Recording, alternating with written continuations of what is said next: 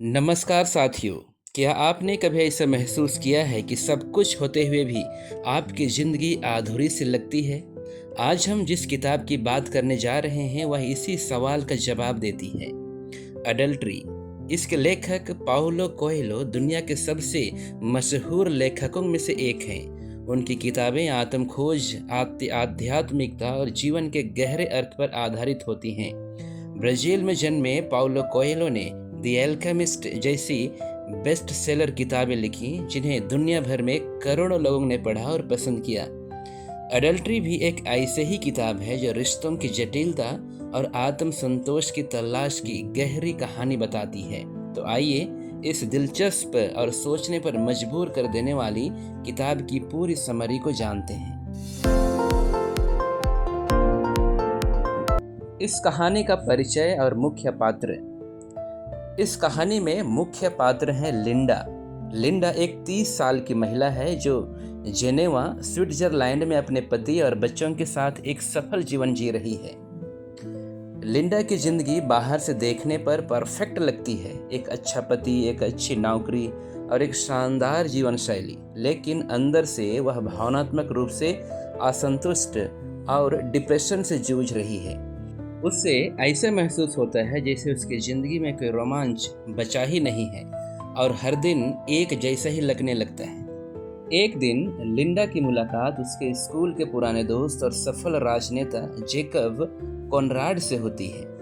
Jacob से बातचीत के दौरान लिंडा को एहसास होता है कि वह उसके प्रति आकर्षित हो रही है। यह आकर्षण धीरे धीरे एक जुनून में बदल जाता है और वह जेकब के साथ एक अफेयर शुरू कर देती है।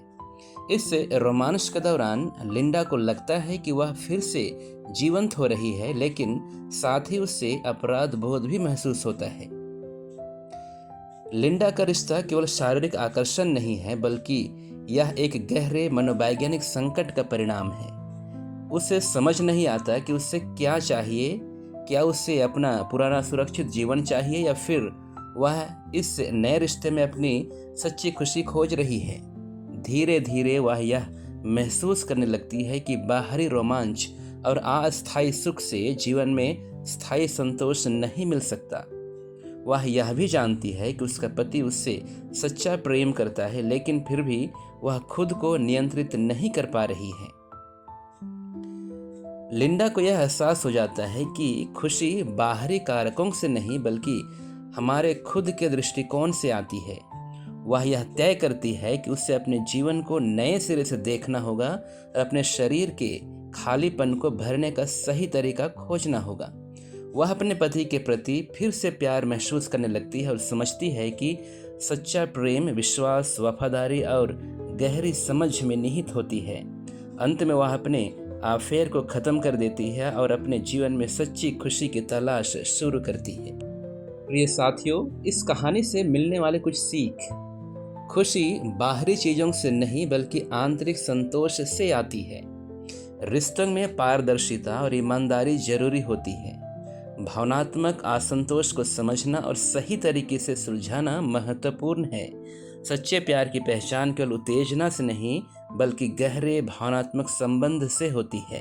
अतः हम कह सकते हैं कि अडल्ट्री हमें यह सिखाती है कि जिंदगी में रोमांच और जुनून से ज़्यादा महत्वपूर्ण आत्म संतोष और सच्चे रिश्ते होते हैं। अगर आपको यह वीडियो पसंद आया तो इसे लाइक करें, कमेंट करें और अपने दोस्तों के साथ शेयर करें।